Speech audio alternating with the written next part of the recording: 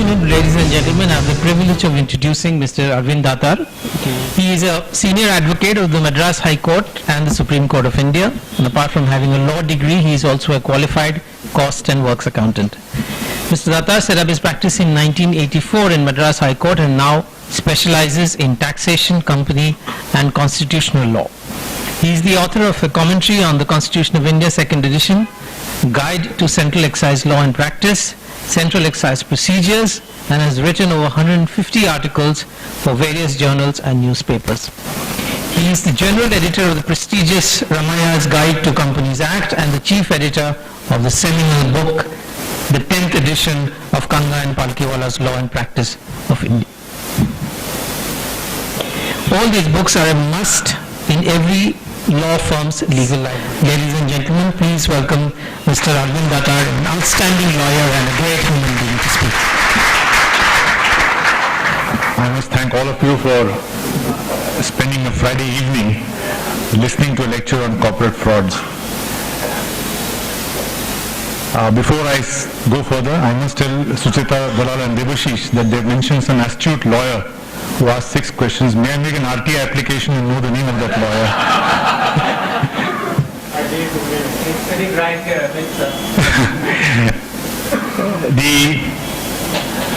This lecture was, as Sucheta Dalal mentioned, was being postponed from time to time ever since the Sahara judgment came.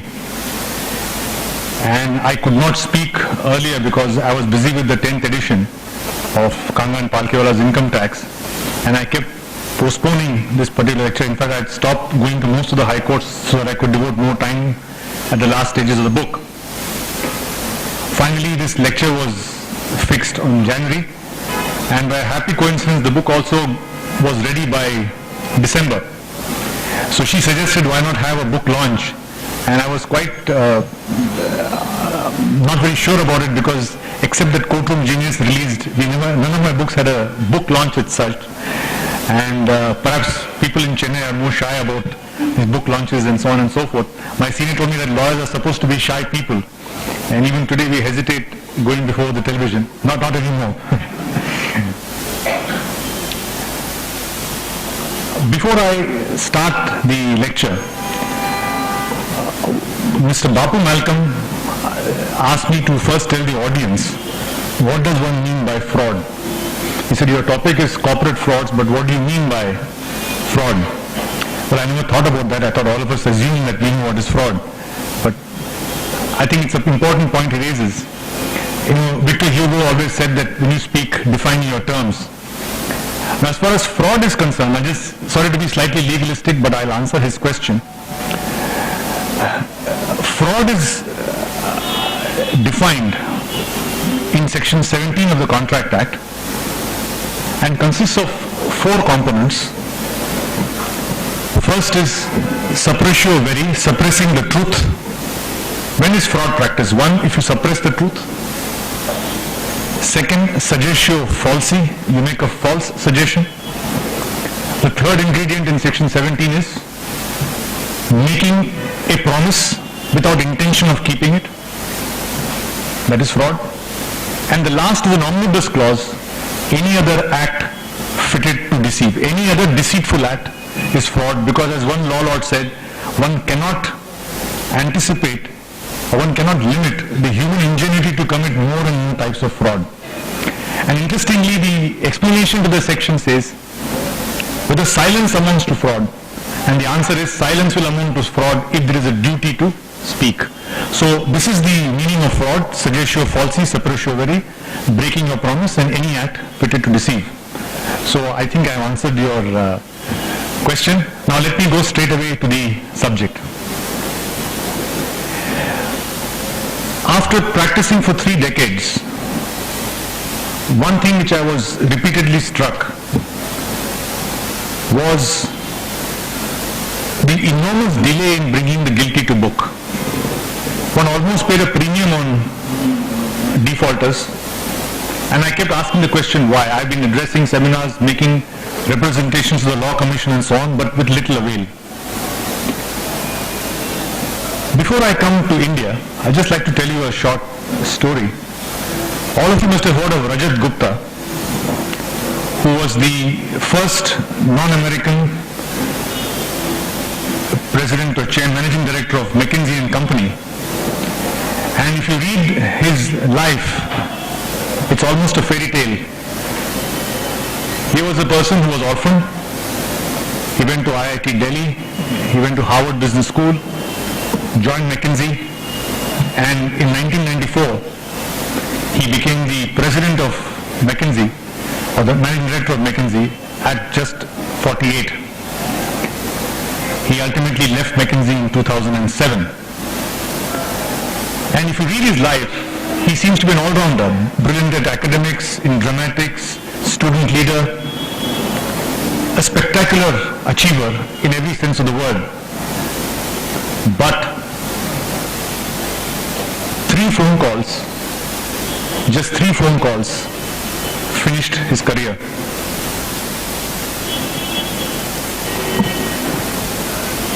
After 2007, Gupta was on the board of Goldman Sachs and Procter & Gamble and various other companies. He was also the founder of the International School of Business. He was in various charities and trusts. He was a personal advisor to Bill Clinton and Obama and so on. A charmed life.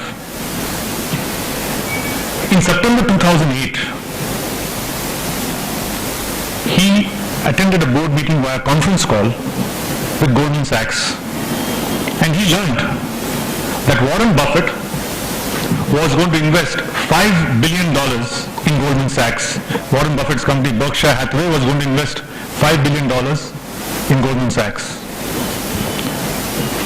He got this news at 3:45 in the afternoon, and all of you who watch CNBC or other program know that the New York Stock Exchange closes at 4 p.m. every day.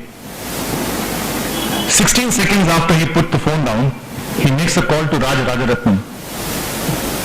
They speak for about 45 seconds to a minute.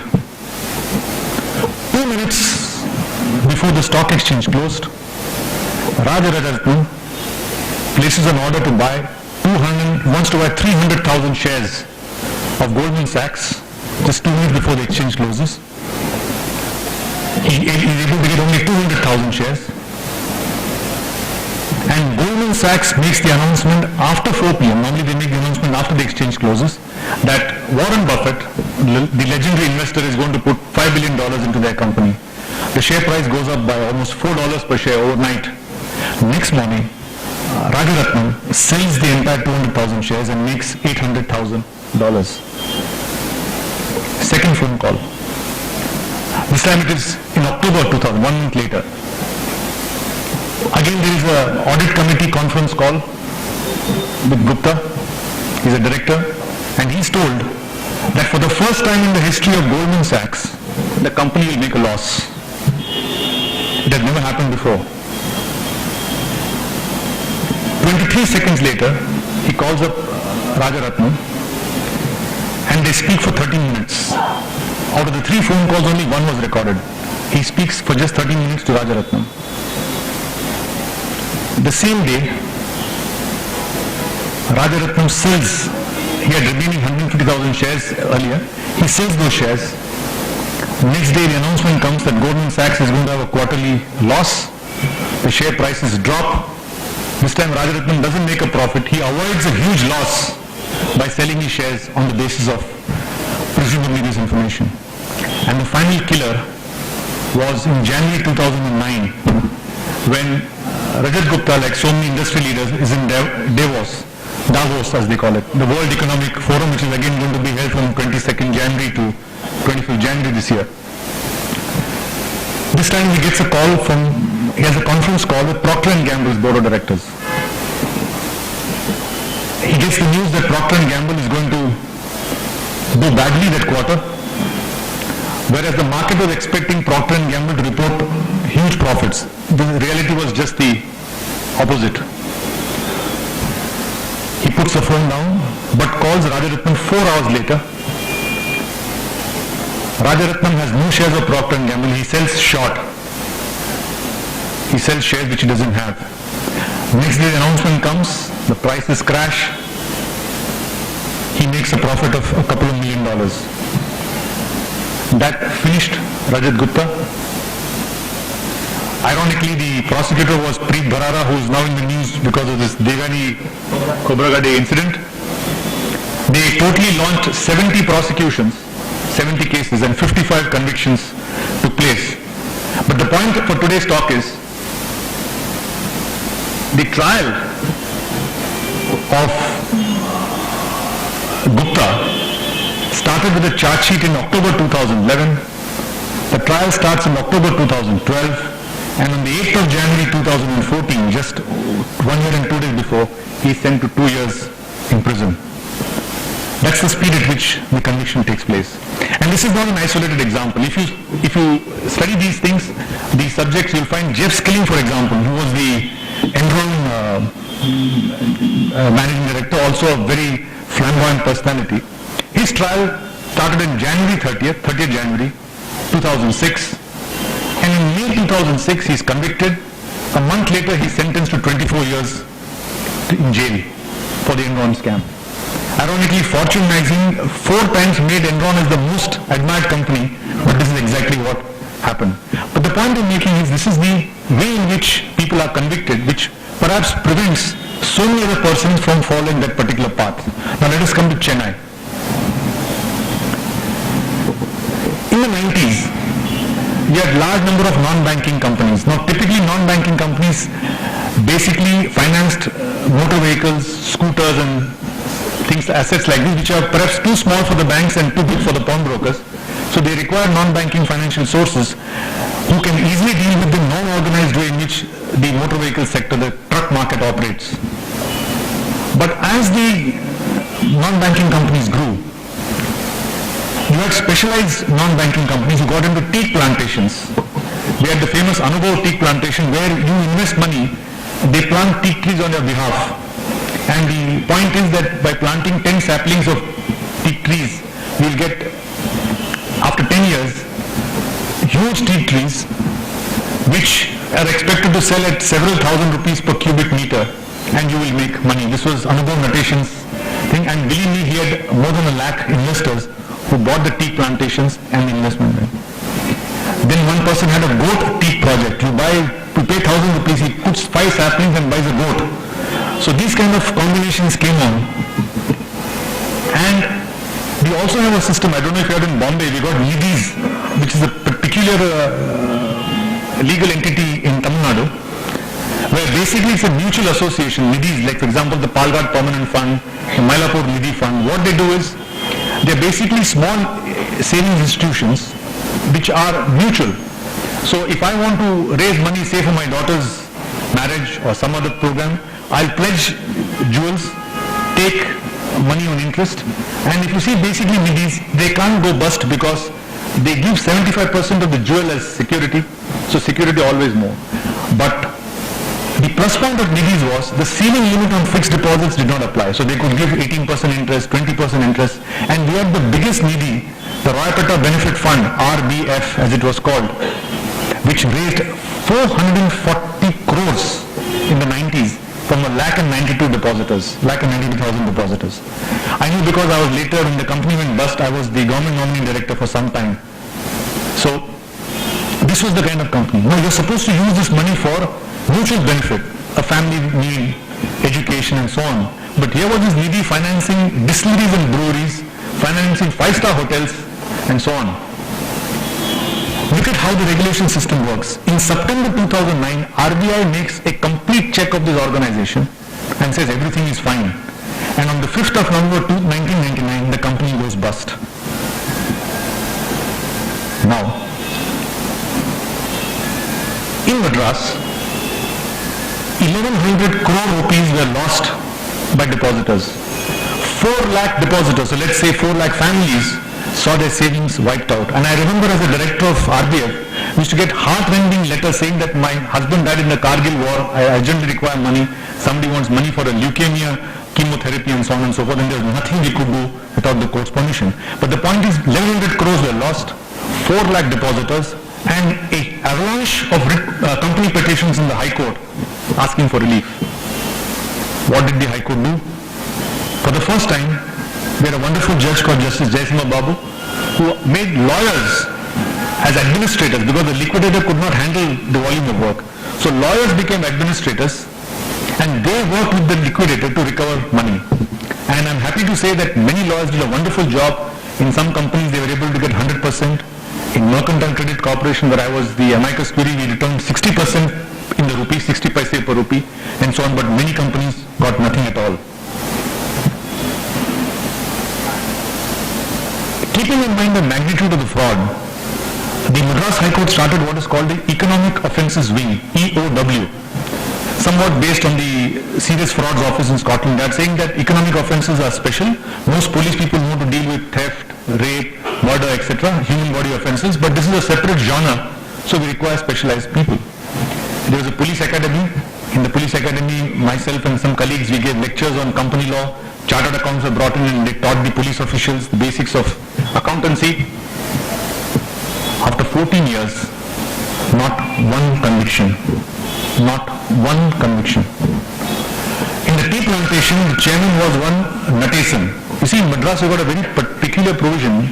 You have a prefix. You see, you're not just called like Mr. Natason, he's called Anubhav Notation. Like, there's a very famous lawyer who used to get a lot of goods released on the Customs Act. In those days, in Customs Act, he would file a petition, get the goods released on furnishing bank guarantee and furnishing bond. So he's called Release Tyagarajan because he got the goods released. There was a famous murderer, Shankar, he had a series of killed number of ladies, and he was an auto driver, so he's called Auto Shankar. So like silk smita you must have seen. So this is the kind of peculiar thing of Madras. So Anubhav Notation, he was arrested. He was in jail for 10 years. Why? He never applied for bail because he knew if it come out, he was expected to be bumped off. So he never applied for bail for 8 years. Finally, after 10 years, the police said, made him apply for a bail and released him on bail. I spoke to his lawyer this morning. Till today, no charge sheet has been filed. And Anubhav Notation, in jail, learned yoga, became an advanced guru in yoga, and was the yoga teacher for the entire Polo jail in Tamil Nadu. So, at the end of the day, there were no convictions at all. Now, what amazes me is this. If you take the Companies Act, 58A of the Companies Act simply says that if you don't repay the deposit, it's a very peculiar section, unintended humor. The first part of the section says if I don't pay the deposits, what must the magistrate do? He must impose a fine of twice the deposit amount, collect the deposit, pay 100% to the depositor and keep 100% for the state. Now if the company cannot pay even 100%, there's a collection of collecting 200%. That apart, the second part is important. You can sentence him to jail for 5 years in prison. 5 years imprisonment. In my life, I have not seen anybody go to jail for not paying a deposit. I was doing the work for Dhanalakshmi Bank, Dhanalakshmi Finance, and 3 complaints were filed in 3 cases. The moment a deposit is filed of, say, Mr. Basu, the company goes and pays Basu 40,000 rupees in repayment, that complaint is dropped. So, which is wrong. The moment the deposit is not been made, offence is committed. There is no compounding. Not a single conviction. And I have been telling in the police academy and other places, in Dhanalakshmi Finance, for example, 16 witnesses. Why? We require only a document to show that this deposit of Mr. Basu has not been paid, and that's enough for the conviction. And I had a discussion with Mr. Jetkamani also on this, and he said, you're absolutely right. The whole trouble is they make 30-40 witnesses and the trial never starts, and the trial just goes on and on. This is the tragedy as far as deposits are concerned. Now let me go to the next case of Satyam. What I'm trying to emphasize is, we have got the laws, we have got the regulations, and the basic sections are not implemented. Now, as far as Satyam is concerned, again, I speak from slight personal knowledge because we are now doing the income tax case after Mahindra took over. What did Satyam do? What actually happened in Satyam? The bombshell came on 7th January or 9th January 2007 when Ramlinga Raju said that all the accounts are fudged. He openly, the board, if you read the board letter, it's on the website. The board letter says that fixed deposits are non-existent. I'll tell you, it's interesting. What exactly they do is a very unusual thing. It's a question of you tell 1,000 lies to cover up the first lie. That's the kind of thing what happened. He had fictitious fixed deposits. So I've got fixed deposits of, let's say, 1,000 crores. On 1,000 crores, I show an income of, let us say, 120 crores, 12%. So 120 crores is my income. Under the mercantile system, income accrues. It is shown in the balance sheet. I got 120 crores. I have to pay tax on that. I have not had the income in the first place. How will I pay 35% tax? So now you have to go to plan B. What he did was, he started showing that he has got foreign contracts where he has earned, let us say, 150 crores of income. And if you get income abroad, you get a tax credit certificate that can be adjusted against your income tax in India. I'm in a very simplistic way. So whatever is the fictitious Indian income, to offset the tax, he would reduce the taxable income with the help of tax resident certificates and reduce his tax liability. But he took the trouble of paying a few crores every year. Now this went on and on. And, pardon me? When the bank supposed to investigate or was that law not there? There's a lot of because they said that even the bank certificates were forged and so on and so forth. I was just trying to explain the broad parameters of what happened. You're right, bank had to give TDS. Now the very interesting part, by this escalation over a period of 6-7 years, in the last year before they went bust, he had shown totally 5,200 crores of fictitious income abroad.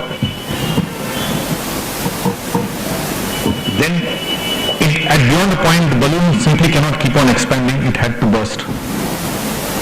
Today morning, Times of India says he has been convicted for income tax fraud.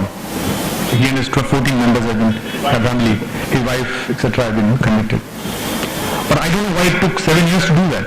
So, but the real story is yesterday, where the Times of India article prominently saying that the CBI is unable to file a proper charge sheet. No, I'll come to that. No, they have filed, that's not correct. The CBI has filed a charge sheet. They have filed charge sheets. All trials are pending. The income taxes. Now, I'm going to question the company fraud, corporate frauds, and why the corporate frauds continue. Now, if you take the Companies Act, there is a simple section of just 3 lines. Section 628 says that if there is a false statement in any document, prospectus, balance sheet, profit and loss account, or any other record meant for the provisions of this act, the person can be sent to jail for 2 years. As simple as that. And it's not for me to advise, but I was always baffled as to why you are required to keep the man in jail for so many years when you can simply show that, look, by his own admission, his balance sheet is fudged, his profit and loss is fudged. It's a case of open and shut case, as we call it, and convict him for 2 years. Not done. So I can keep multiplying examples where people have completely committed frauds and nothing has happened. But what is the truth? If you come to Madras, the Metropolitan Magistrate Court is the company court. You have case after case of utterly frivolous complaints. Field Marshal Manik Shaw was the director of a company in Hyderabad. He was an accused that Hyderabad company was there, and they had a registered office in Chennai, but the main factory was in Hyderabad. You know what is the gross offence committed by Manik Shaw and all the other directors? He was the chairman of the company. In the balance sheet, the figures, instead of being shown in lakhs, were shown in millions or vice versa. So everybody was prosecuted. Now, is that the thing to file? You have hundreds, if you take the website, out of 10,000 cases, 10,200 cases, 9,900 and something, almost 98% cases are compoundable offences, not filing the balance sheet, not filing the record. There are not even half a dozen cases on section 628 for fraud, etc. And I'll just tell you as to how it doesn't work with the story of 2 gentlemen from Chennai. I'm sorry, because if at all they have contributed, Chennai has contributed, they have contributed to the 2 convicted persons of prospectus fraud. There are 2. The name is Srinivasan and Chari. In 1936, they made a public issue and raised the astronomical amount of 1,36,000 rupees in a public issue. The company was Indian Sugar and General Industries Corporation. There was a false statement in the prospectus. matter went to trial. The magistrate court ignored, convicted them. Srinivasan sentenced to 18 months jail. Chari sentenced to 12 months jail. Maximum imprisonment for fraudulent statement in prospectus is 2 years under section 63 and section 628. But Srinivasan 18 months, Chari went for 12 months. I read both judgments. I don't know why this was a difference. They could have made both 12 or both 18, but this was what the sentence was. It came before the Madras High Court. The Madras High Court confirmed the conviction. Now, when I've given this lecture, I've asked people what is so unique of Srinivasan and Chari. And the answer, ladies and gentlemen, they are the only two people I know of who have been convicted for a fraud in prospectus. Reported case of the High Court, maybe some happened in some magistrate courts, I don't know. And this conviction took place in 1938, affirmed by the High Court in 1943. We are now in 2013. I think you must have written several articles about vanishing companies. I don't know if anybody in Bombay can tell me was any case filed in the magistrate court which led to conviction. This is the unfortunate part as far as the corporate fraud is concerned. Now, as far as the Sahara is concerned, I will not call it a Ponzi scheme because the matter is sub judice. The matter is still pending in the Supreme Court. So I just speak on the facts. I don't make any value judgment about that company. That is for the Supreme Court to decide. But what is, because people have often asked me what exactly is going on, how long is this case going to go on? And even my wife is wondering as to when this case is going to end. Because we had the matter in the SEBI appellate. In fact, to tell you the truth, perhaps they asked a lawyer from Chennai to appear because there was nobody else in Delhi. Everybody was briefed in the Supreme Court or whatever, I don't know. So, the first, what is this short point? Because all been reading Sahara, what is this case about?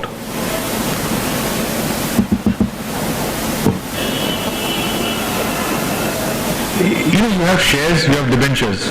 Sahara, what happened was, they have had brushes with the law. I don't want to go into. As far as the case which I've been dealing with now for almost 4.5 years,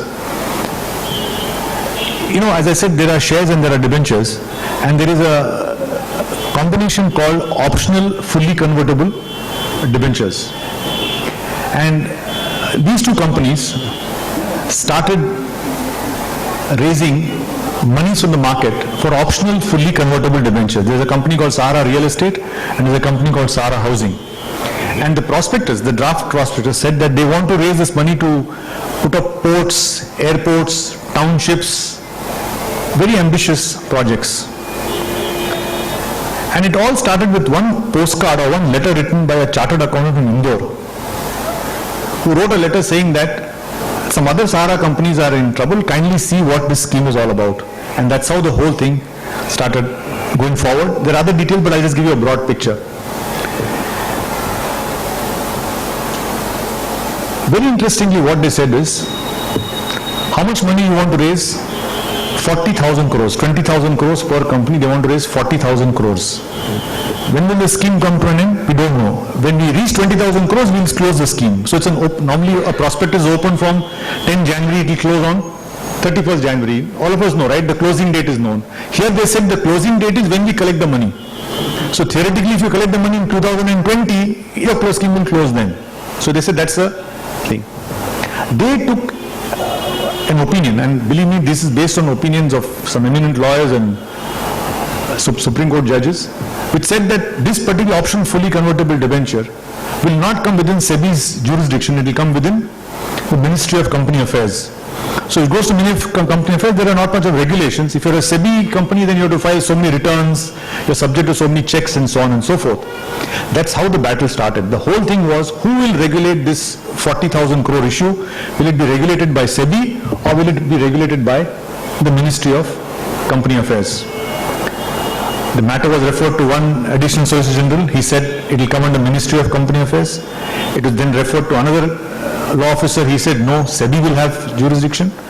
Then referred to the minister. Minister says I agree with the view that it will come with the Ministry of Company Affairs.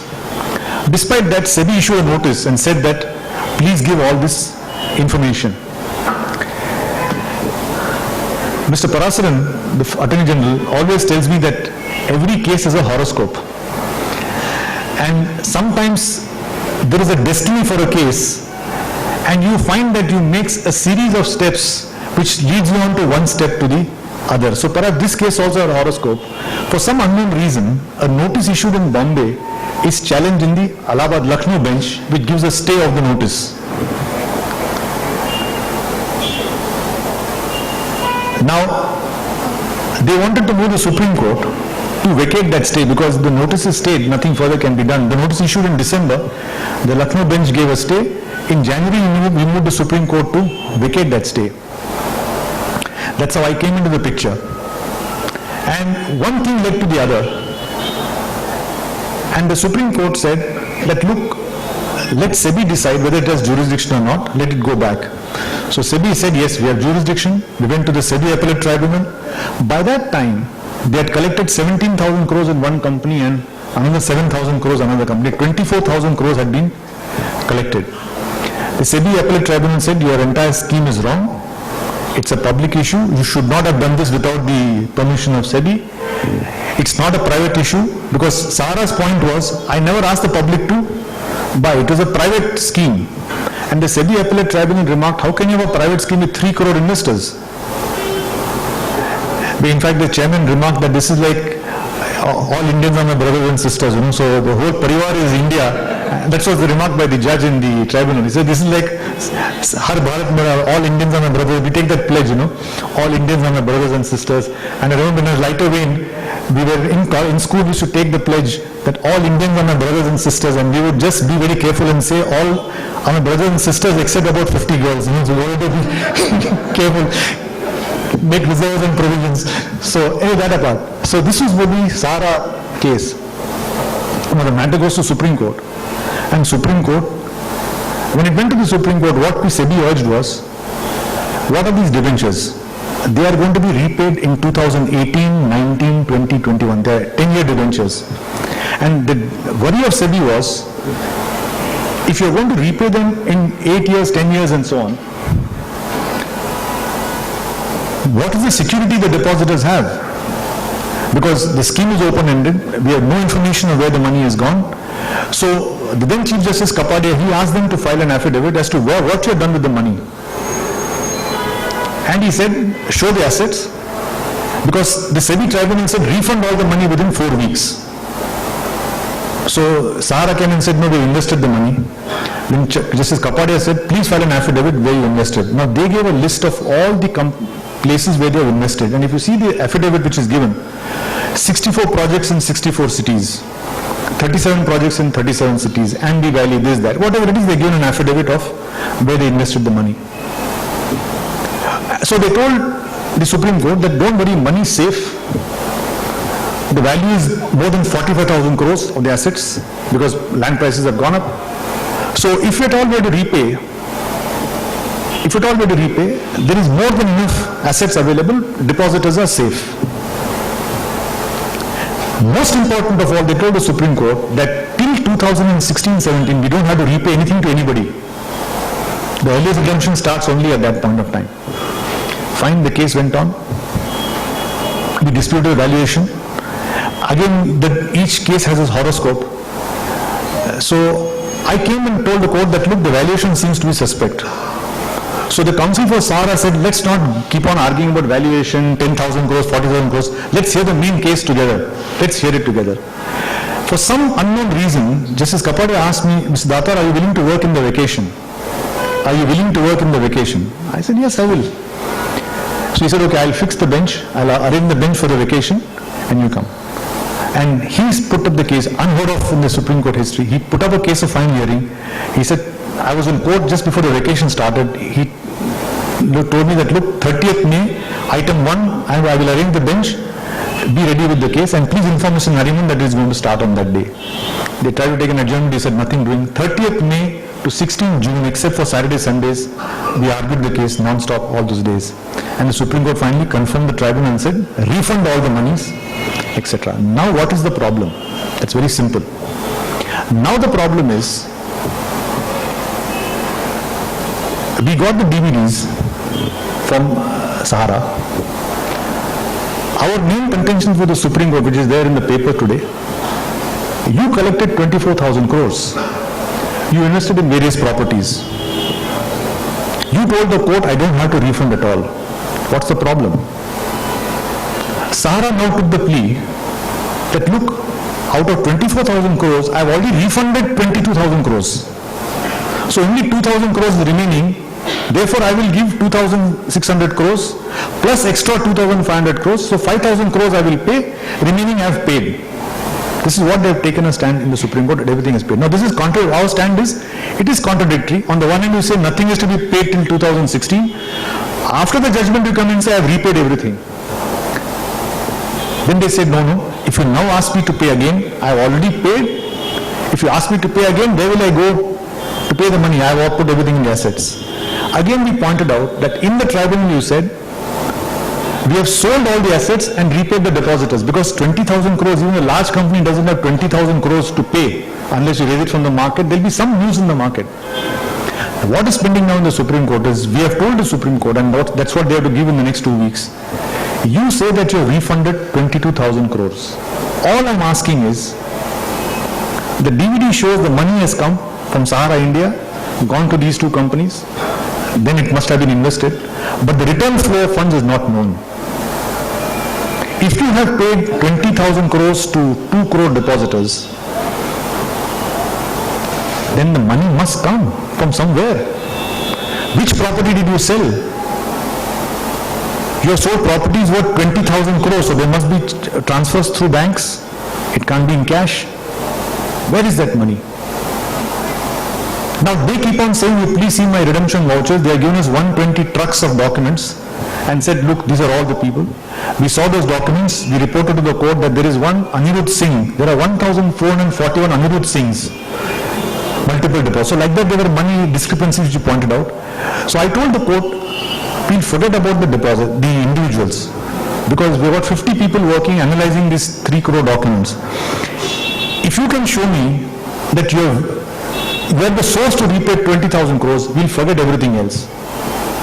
Then you decide what to do in the content. But first show this 20,000 crores. This is what happened yesterday. They took advantage of some language of the Supreme Court. It's not a very clear wording in the Supreme Court judgment. So Supreme Court has now said, all right, please tell us, where have you got 20,000 crores to refund to these depositors? Show us at the macro level. So this is what actually happened in Sahara. So I don't want to say it's a Ponzi scheme or a fraud scheme, but the fact of the matter is, a group can raise 25,000 crores, be outside the purview of SEBI. It can say that I will collect money from 3 crore depositors and call it a private placement. And ultimately, now after this case happens, we are in the contempt petition. Will a prosecution be filed? Will a charge sheet be filed? We don't know what will happen. So what started in 2008 is still at the final stages in 2014. But mind you, Sahara is an exception.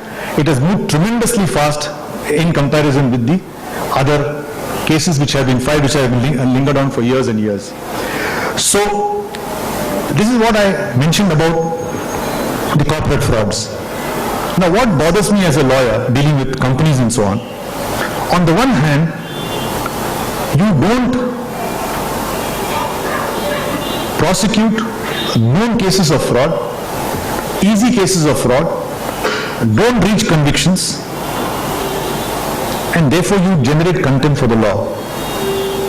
The other thing which bothers me, which Mr. Dastur mentioned in the earlier thing, is the viciousness with which the tax department is now collecting more and more revenue. And I must mention this because this is a very serious problem which people like Moneylife, etc. must take up. You have the Narega scheme, you have the welfare schemes, you require insatiable need for money. What do? You keep on attacking the organized sector for more and more money. I've been practicing for 30 years. I believe that, like Pareto's 80-20 rule, 80% of black money must come from 20% sources. Today in Tamil Nadu, if my son wants to be a doctor, it is 1 crore 80 lakhs to become a radiologist, guaranteed up to MD. If he has my genes and my limited intelligence, even then he will go up to MD for 1 crore 80 lakhs. Is it by check? I've got a friend of mine, we walked to Tirupati, he's India's leading neurophysician. He said his entire medical college cost his father was a registrar of cooperatives, cost him not more than 2,000 rupees for 5 years. Today a medical college is 1.8 crores for radiology. Why? I believe that generates more money, is more lucrative. So the basic attractive things are orthopedics, cardiology, gynecology and radiology. Now, I have not seen any such college. There was a sting operation where a person was found to take 40 lakhs. Nothing happened. One thing puzzles me, I can share it with you. Every few days we get a hearing, Mr. Datar, Commissioner of Income Tax, Patna has been found with 6 crores in his house. So-and-so found with 20 crores in his house. What has happened to them? Have you prosecuted them? Have you convicted them? No news. So what happens as far as income? Now I'll just give a few examples as to where we are heading, and I think all of you must raise a protest. We just take it lying down, and unfortunately the High Court also doesn't realize the gravity of the situation. Just give a few examples, because on the one hand you don't punish the known guilty, on the other hand you victimize the people who are in the productive sector, at least who are generating some wealth. They may not be completely innocent, but at least they are doing something productive. I came to Madras and I get a call at 10:14 at night from Apollo Hospital saying they have to meet me tomorrow morning. So I said, okay, what's up? He said that they got a 43 crore demand from sales tax. I said, all right. I was wondering what sales tax has to do with Apollo Hospital, you see, because perhaps they sell medicines and so on. What happened was, one bright officer, he has to meet a revenue target. So what he has done is, he has issued notices to all the hospitals saying that every operation is a works contract. I said, how? I got a stay in the High Court, it is pending, it's coming up for hearing in February. The argument is, suppose I have a knee replacement, then that knee goes into my body, there is a transfer of property in books from Apollo Hospital to Arvind Datar, a sale takes place, and therefore it is a sale. That is not all. If I go for a simple appendix surgery and I get a drip, and this is in the show cause notice, I am not trying to generate anything in the story. The show cause notice says the saline, the sutures, etc. become part of your body, and therefore there is a transfer of property in goods, and from 2006 you claim guilty. How do you work? A dhobi, a laundryman for the Southern Railway, he gets a demand of 70 lakhs, saying what? Customer care service. A friend of mine bought me because he knows this person, because he irons his pants clothes also, he got a small laundry. He won the tender for Southern Railways to, I don't know if you know, they get, at least at that time, 2006-7, they used to get 20 rupees for washing bed sheets. If you go by AC sleeper overnight, and you'll find you'll have 2 bed sheets, 2 pillow covers, 1 small towel and so on. They get 20 rupees per passenger for that washing and cleaning. Now that is said to be customer care service. Why? Because every passenger is a customer of the railway. You are caring for that customer, and therefore customer care service. You have committed fraud, suppression. This poor man has not earned him 5,000 rupees a month. He's got a 70 lakh demand.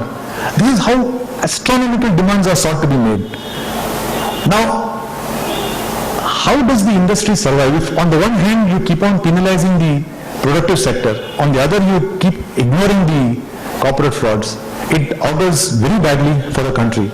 And at the end of the day, I'm an eternal optimist. I say things must improve, but they will change only if we mobilize the change and try to make some sense into the thing. And I don't basically agree with this silly idea of abolishing income tax and doing something. It's not possible. You see, it's very easy to sit here and say every transaction the bank tax it. The other silly idea is GST, with very great respect. Why do we do this? What is the problem in sales tax? It's not with the sales tax, it's the leakage in sales tax. So as I said, you basically replace sales tax by GST. You have, and GST is supposed to be simplification. Have you ever studied the GST law? You have state GST, central GST, IGST, that is interstate GST, and this is simplification. And if you take the GST committee, it is going to be consisting of ministers of all the states, and any one minister can veto. So you never reach a consensus.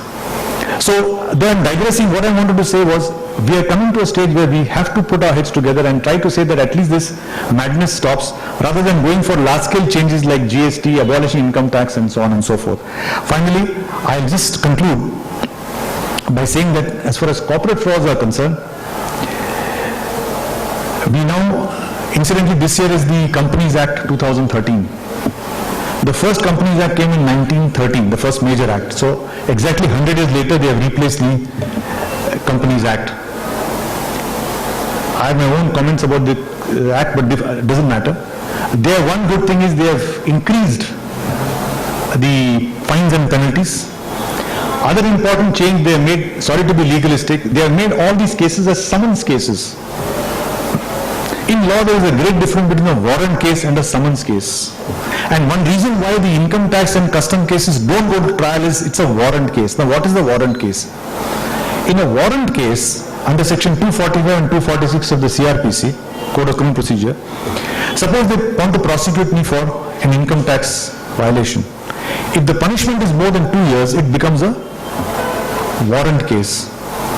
So they have to first file a complaint that Arvind Datar has filed a false return. Then they have to examine witnesses from the department, first round. On the basis of these statements, the magistrate frames a charge.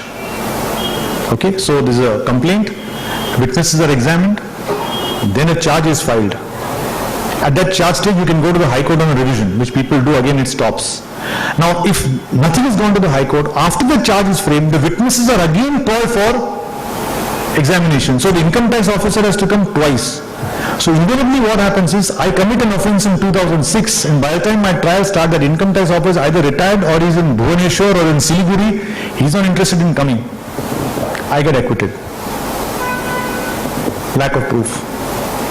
I just tell you one shocking thing. I was in Delhi for an international seminar on fast track courts, and after this horrible Delhi incident of that lady, the people were baying for blood, saying that every case must be finished in 3 months, every case must be finished in 4 months. And a friend of mine was a leading criminal lawyer. He explained, and we had all Supreme Court judges attending, he said that, look, it's not possible to finish a case in 4 months and 5 months. It's not just the crime, it's the support system.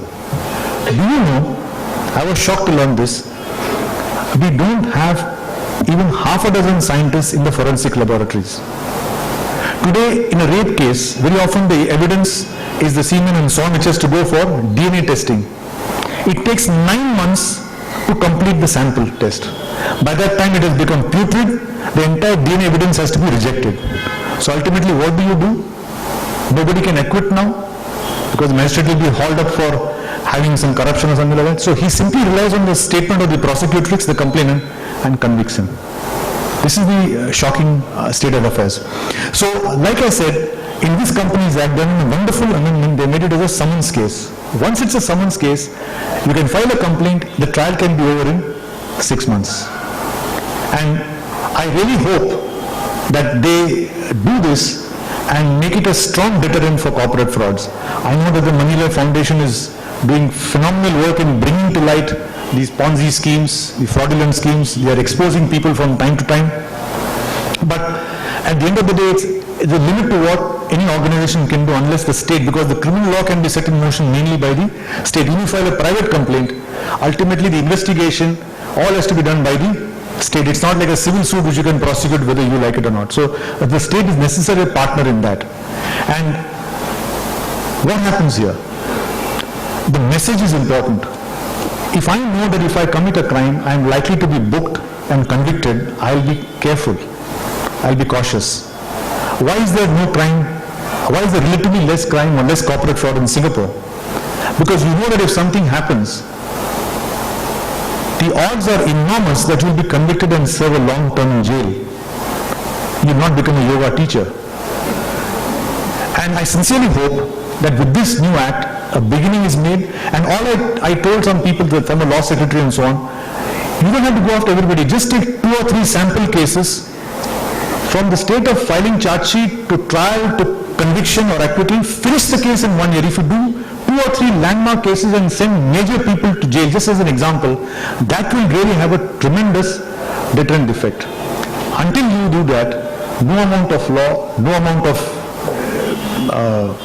what you call good intended regulations or no amount of work by Moneylife Foundation will ultimately help, because at the end of the day, a person wants to know whether he will be punished or not. Sadly in India, I keep telling people that if I violate the Income Tax Act, the chances of my getting run over by a truck are more than my ever being convicted for an income tax offence. And even if ever I prosecuted, there is a settlement scheme, a samadhan scheme, and ultimately you make a mockery of the law.